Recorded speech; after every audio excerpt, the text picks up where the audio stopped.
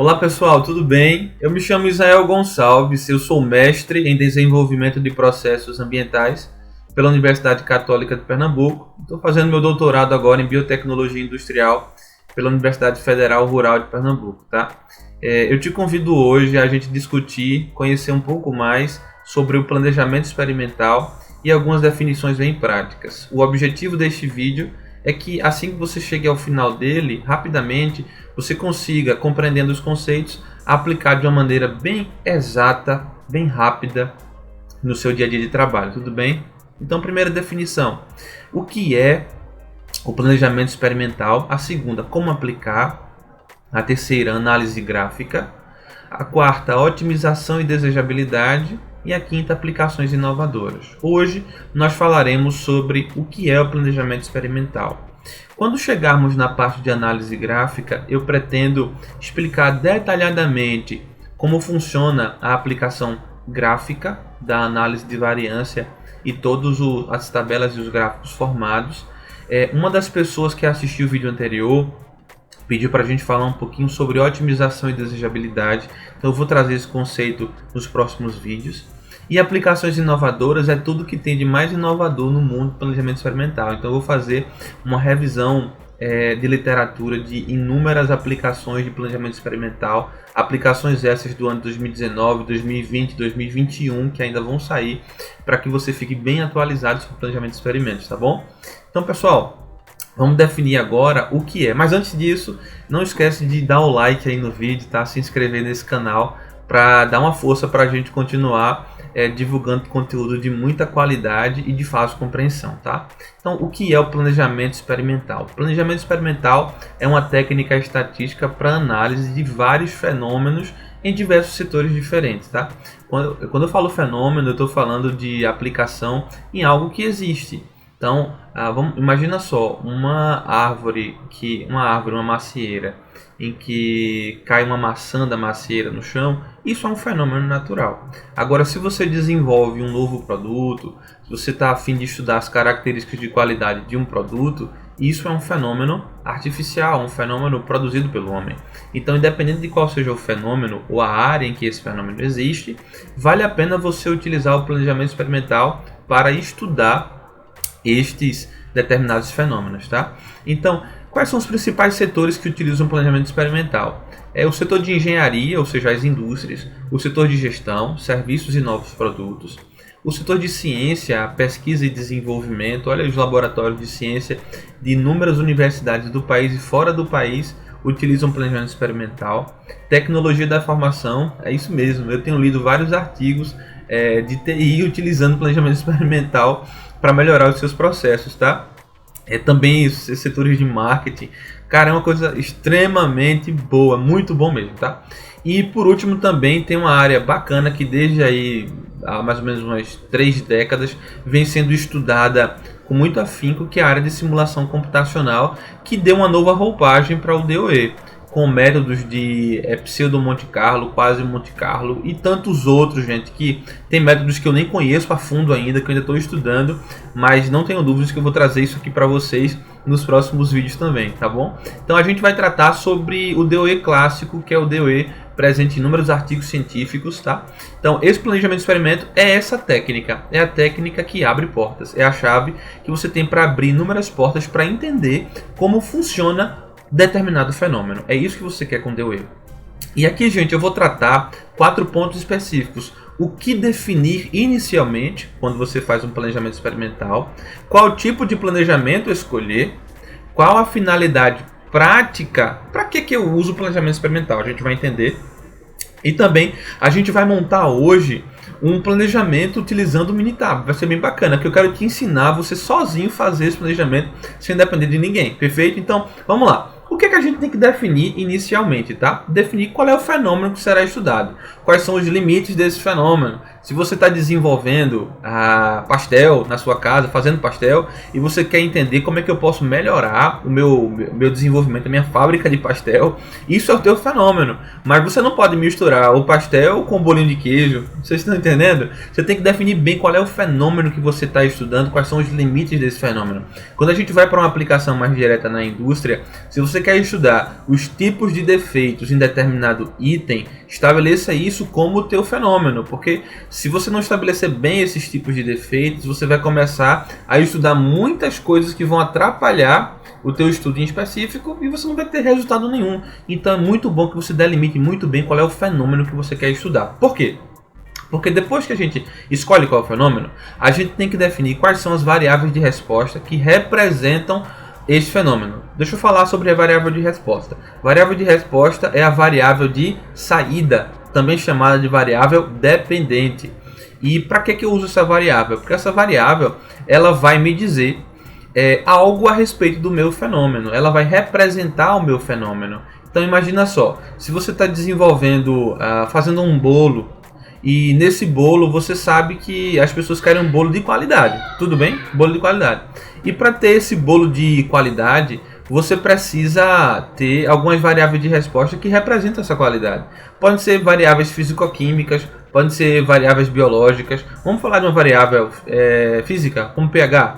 O pH do recheio do bolo, ou a tensão superficial, ou a aeração da massa do bolo, são características que, se estiverem dentro de limites que você vai estabelecer, esses limites vão transmitir qualidade para esse fenômeno que você está estudando. Então, depois de você definir o fenômeno, defina muito bem quais são as variáveis que vão mostrar se o fenômeno está bom ou se o fenômeno não está bom. Tudo bem? Tá? Terceira coisa, quais são as variáveis de entrada que influenciam essas respostas?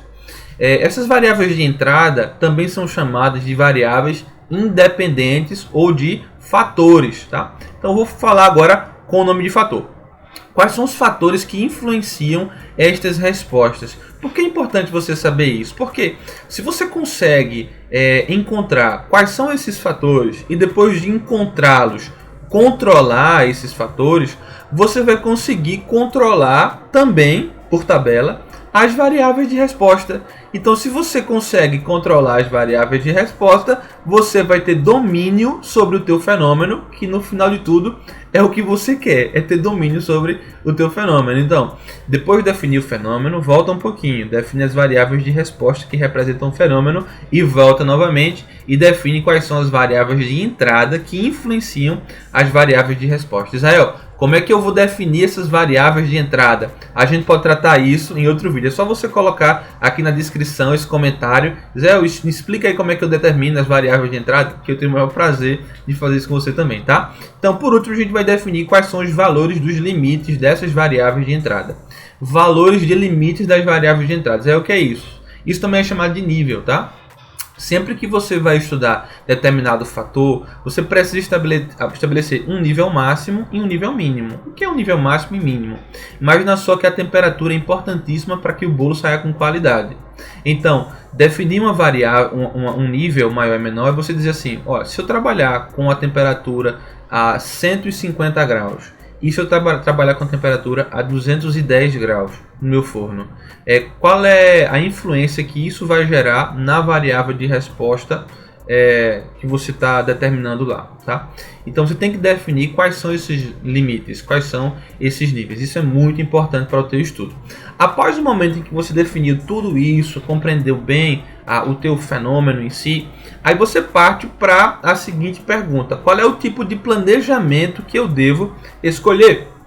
E aí, gente, a gente tem um monte de tipos de planejamentos que a literatura atual chama de clássicos, tá? Então a gente tem planejamento com único fator, aleatório com blocos completos, usando o quadrado latino, usando o quadrado greco-latino, fatorial completo 2 e 3 níveis, fatorial com blocos, fatorial fracionado, fatorial saturado, fatorial com pontos centrais, superfície de resposta, também chamada de DCCR, de alinhamento do composto central rotacional, e também tem o ortogonal, e tem o planejamento de misturas. Então esses são os tipos de planejamentos clássicos existentes, tá? Esses que estão marcados em azul são normalmente os mais utilizados, e eu faço questão de trazer um vídeo explicando detalhadamente como fazer cada um deles. Mas deixa eu passar aqui rapidamente. Se você quer usar um fatorial completo,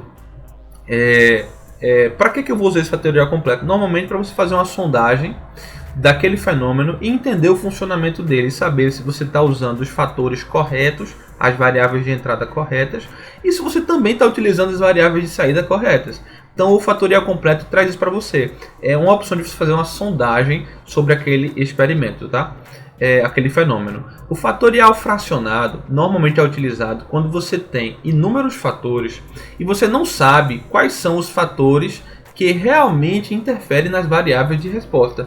Então, nesse sentido, você pode usar o fatorial fracionado para pegar aí uma quantidade até grande de fatores, e depois que você aplica esse planejamento, ele vai dizer: olha só, Israel, desses fatores que você delimitou, escolha esses 4, escolha esses 3, porque eles são os que mais representam essa variável de resposta que você está estudando. Tudo bem? Então, o fatorial com pontos centrais é extremamente utilizado dentro dos laboratórios, dentro do setor de pesquisa e desenvolvimento, porque quando você utiliza os pontos centrais, ele já dá uma estimativa da variabilidade total do modelo, tá? Como também identifica questões de curvatura. Então é interessante quando se você for do setor de P&D, utilizar um fatorial com pontos centrais para fazer sondagem. E por último tem a superfície de resposta. A superfície de resposta é já um passo em que você está pronto para otimizar. Ou seja, você já entendeu bem o teu fenômeno, você já encontrou quais são os verdadeiros fatores, as variáveis de entrada que influenciam nessas variáveis de resposta. Aí você vai ter uma variância explicada, que é aquele R2, né, lá para os seus 90% ou mais. E a partir daí, também quando você tem certeza que a curvatura do modelo é significativa, aí você pode ir para desenvolver um planejamento de superfície de resposta. Mas fica atento, não é sempre que a gente pega um planejamento e já vai aplicando superfície de resposta, não, senão dá muito trabalho, tá? E eu tenho experiência prática com isso, perfeito, tá? Então, depois que você determina qual é o tipo de planejamento, você vai para montar o planejamento, tá? Mas didaticamente eu quero explicar para você qual é a finalidade prática de fazer um DOE. A finalidade prática é entender quais são as variáveis que exercem maior influência no desempenho de um determinado processo. Talvez o desempenho desse fenômeno, desse processo que você está estudando, seja assim: quanto maior o resultado, melhor. Como, por exemplo, rendimento de reação. Quanto maior o rendimento, melhor. Ou então, pode ser assim: não, José, eu estou trabalhando com custo, então o meu fenômeno que eu estou estudando na empresa é custo. Então, quanto menor o custo, melhor vai ser para mim. Tudo bem? Então, você quer estudar quais são as variáveis que vão exercer maior influência no desempenho desse processo que você está estudando. Esse desempenho pode ser para mais ou para menos. Então, esse é o objetivo central de fazer um DOE. E agora eu te pergunto: dá ou não dá para você aplicar na empresa, no teu dia a dia, no que você faz? Dá sim, gente, porque a gente está rodeado de fenômenos e a gente quer entender como é que esses fenômenos eles funcionam no meio em que eles existem. Então, dessa forma, é muito interessante você usar essa opção, tá? E agora vamos falar um pouquinho de como montar um planejamento, que eu acho que todo mundo está querendo saber isso. Como é que eu coloco isso na prática, Israel? Como é que eu monto experimento? Tem duas formas de montar. Você pode usar ferramentas aí como softwares como o Minitab, o Estatística, o Portal Action, que é um brasileiro bacana também. Você pode usar o R, o SAS, SPSS, o Stata. Você pode usar os pacotes estatísticos que existirem aí, ou decidir montar esse design manualmente, que também é possível. Num próximo vídeo eu posso até ensinar vocês a montarem manualmente esse design, tá? Quem não tem acesso a esses softwares. Mas, gente, o Minitab e o Estatística, eles são softwares que têm disponibilização de versão gratuita. Então você pode entrar no site, baixa a versão gratuita dele, 30 dias para você fazer uma análise geral e você começa a utilizar.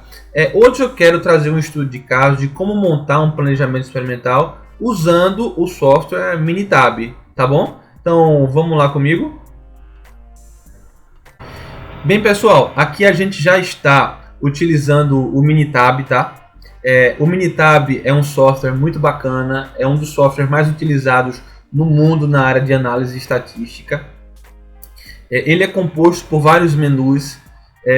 Eu vou trazer depois um vídeo especificamente só sobre o Minitab para você consultar no canal também, tá? Mas olha lá, dessas opções que nós temos aqui, você vai vir nessa barrinha aqui e clicar no menu Stat, aqui Stat. De Start você vai vir aqui, ó, DOE, Planejamento de Experimentos. E dentro desse DOE, aí tem o planejamento de filtragem. Você pode criar um planejamento só para entender um geral. Eu sempre prefiro criar um fatorial, tá, gente? Mas a gente tem aqui a superfície de resposta, que é aquele DCCR que eu falei. Tem a de mistura e tem também Taguchi, tá? O fatorial, vamos clicar aqui na criação de um experimento fatorial. Nessa tela aqui, vocês estão observando que aqui eu tenho alguns tipos.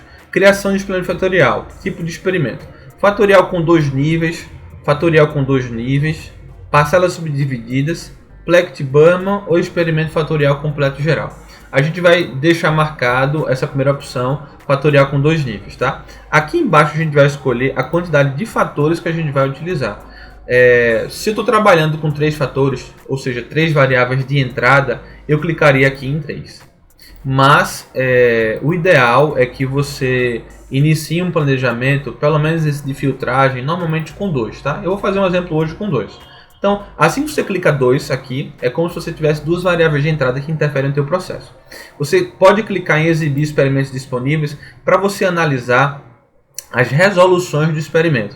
Essas resoluções são muito úteis quando você vai fazer planejamentos de Plecht-Burman, tá? Que foi um dos que eu não citei, e também não citei o Taguchi na apresentação, mas também são 2 tipos de planejamento existentes.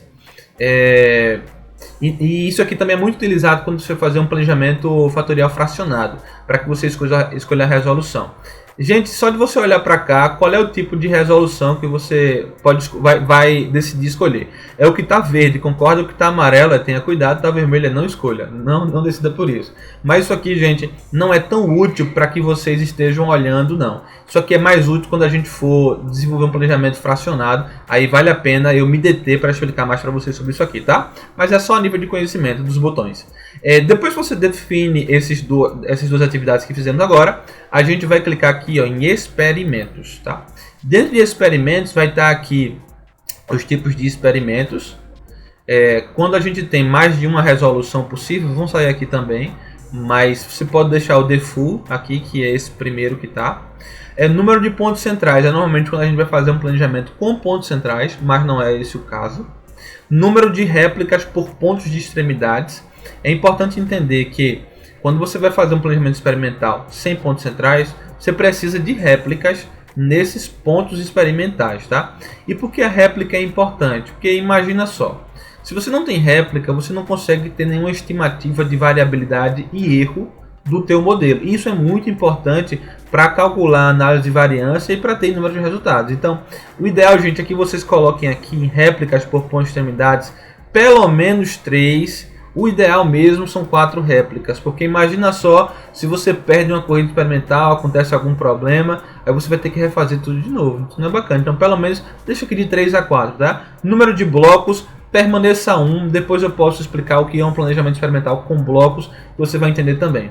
Então, o default aqui é manter o número de réplicas 4, pontos centrais 0, porque não é um planejamento experimental com pontos centrais esse, e número de blocos 1. E eu vou clicar agora em OK, tá? Vou clicar no botão OK.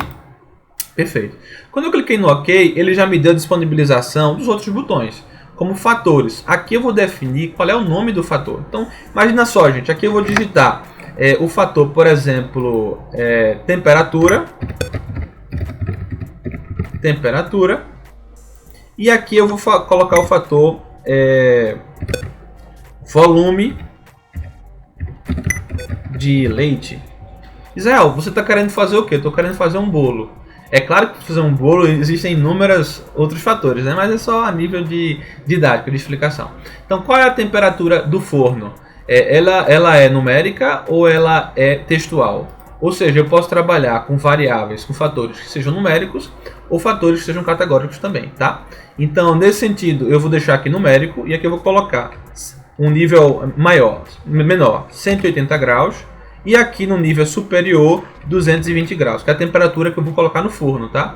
E o volume de leite que eu adicionei. Vamos dizer que aqui eu adicionei 400 ml de leite.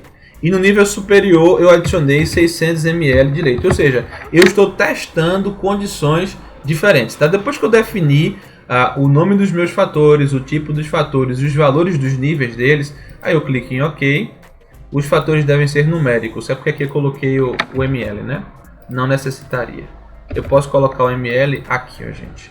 Volume do leite em ml. E aqui a temperatura eu posso colocar em graus Celsius. Perfeito. Então agora OK. Pronto, gente. Agora a gente pode vir aqui no botão de opções para entender um pouquinho. Você quer duplicar os fatores? Duplicar apenas um fator? Você deseja aleatorizar os ensaios e armazenar experimento na worksheet? Deixem aqui o default. O que é o default? É os botões que já estão marcadinhos aí, tá? Essa parte de aleatorizar os ensaios é importante quando você for desenvolver o seu experimento. Mas se o teu objetivo agora não for desenvolver o experimento, for apenas entender didaticamente, aí você deixa desmarcado. Eu vou deixar desmarcado, depois eu faço a marcação. Então desmarquem aí aleatorizar ensaios. Cliquem em OK. E aqui nos resultados, você pode escolher como o Minitab vai te entregar os resultados. Então, esses resultados podem ser uma tabela de sumário, uma tabela de alias, ou então podem ser a tabela de experimento, relação de definição e tantas outras.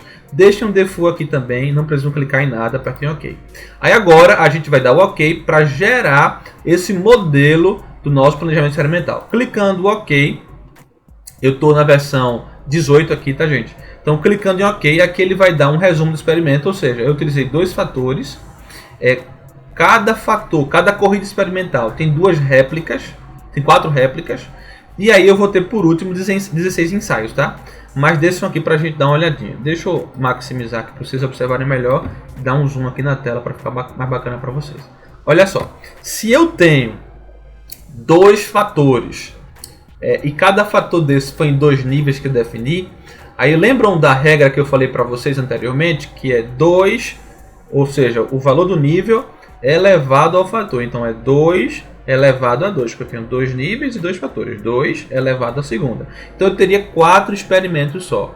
Como eu decidi fazer 4 réplicas para cada corrida experimental, eu tenho 4 vezes 4, 16 corridas experimentais que estão colocando esses níveis, estão testando esses níveis, menor com menor, menor com maior, maior com menor e maior com maior, tá? De cada um desses fatores. Estão fazendo uma agregação, uma junção desses testes, tá? E quadruplicando isso para que a gente tenha os resultados. Então, aqui vocês observam que eu tenho uma ordem padrão, que é mais para você entender como é que foi montada essa tabela do planejamento.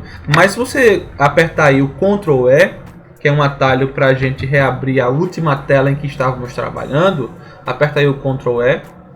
Muito bem. Vocês podem vir aqui novamente nesse botão de opções e clicar em aleatorizar os ensaios. E clicar em OK novamente, tá? OK e OK novamente. Então, quando você faz... Como ele sumiu aqui da tela, aí você pode vir aqui em cima, tá? Mostrar pasta de worksheets ou clicar no atalho Ctrl Alt D. Eu vou clicar aqui nesse botão. Mostrar pasta de worksheets. Então, aqui abriu essa pasta da worksheet, da segunda worksheet, que é a primeira. É aquela que eu gerei com a ordem padrão, e essa aqui eu estou gerando com a ordem dos ensaios aleatorizados. Por que é importante a gente aleatorizar os ensaios? Porque quando a gente aleatoriza os ensaios, a gente evita que alguns erros sejam propagados, tá, gente? Então, nesse sentido, aqui eu já tenho a aleatorização dos meus ensaios. Percebam que aqui estão a ordem dos ensaios em que eu vou desenvolver na prática. E aqui do lado eu vou ter a ordem padrão, tá? Desses eventos, tá bom? Que seria essa ordem aqui, que foi aleatorizada aqui, tá bem? Então aqui no final eu vou colocar uma característica. Poxa, Israel, eu quero medir aqui como é que está a aeração da massa do bolo, porque a aeração da massa do bolo é uma variável de resposta importante que eu desejo estudar, a aeração da massa do bolo. Então tudo bem. Então aqui, gente, depois que vocês digitaram os valores de temperatura e do volume de leite, e aqui está a aeração, aí vocês vão começar a digitar os valores que vocês encontraram quando desenvolveram o experimento. Então vamos lá. Eu fiz aqui um bolo que no forno estava com 220 graus e que tinha colocado um volume de leite de 600 ml. Qual é o valor da aeração? Vamos lá, eu vou chutar aqui um valor, né? Vamos dizer que 56 de alguma unidade de medida aí, tá? Então aqui eu vou digitando quais são os valores. Depois que eu digito todos os valores aqui, que eu tiver com tudo pronto, aí eu posso partir para a parte da análise. Como é que seria essa parte de análise aqui? Eu viria no Stat, DOE, fatorial, e agora eu clicaria em analisar o experimento fatorial, que isso vai ser o tema da nossa próxima aula. Perfeito, gente? Então viram como é bacana, viram como é interessante a gente trabalhar com planejamento experimental? Não sintam medo, é um conteúdo que é extenso, mas se você for acompanhando esses vídeos, você vai compreender com certeza, tá? E isso é muito bacana porque a gente quer ajudar você a aplicar esse conhecimento no teu dia a dia da forma mais rápida e prática possível, tá bom? Então, pessoal, por hoje é só. Não se esqueça de deixar o like se você chegou até aqui no vídeo e se inscrever nesse canal para nos ajudar sempre a estar postando conteúdos de extrema importância, decisivos para a vida profissional, perfeito? Eu te desejo tudo de bom e a gente se vê no próximo vídeo. Até logo!